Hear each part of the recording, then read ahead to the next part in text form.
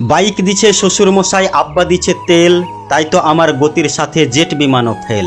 দুর্ঘটনা ঘটলে ঘটুক, আমার কিসের ভয়, গেলে যাবে বাপ শ্বশুরের, আমার কিছু নয়। চল রে আমার মোটর গাড়ি, জোরসে মারো টান, কে কি বলে শুনবো না আজ, ধরছি চেপে কান। আহা হা কি মনোরম গায়ের বাঁকা রাস্তা, 600 কিলো ঘুরে এসে করবো রে আজ নাস্তা। এমন গতি তুলবো রে আজ আমার গতি দেখে, থমকে যাবে পথের পথিক পন্থ চলা রেখে।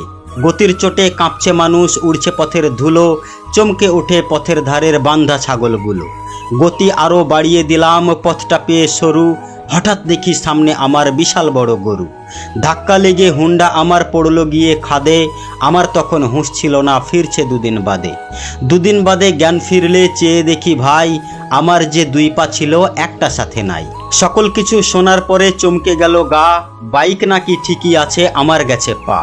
আমার শখের বাইকে এখন অন্য মানুষ চড়ে, পা হারিয়ে কান্দি আমি বন্দি হয়ে ঘরে। ঘরে বসে ভাবি যদি পাটা পেতাম ফিরে, তিড়িং বিড়িং ছেড়ে আমি বাইক চালাতাম ধীরে। মনেরে বলি মন, যদি তুই বুঝতি দুদিন আগে, তবে কি তোর পা হারিয়ে পঙ্গু হওয়া লাগে।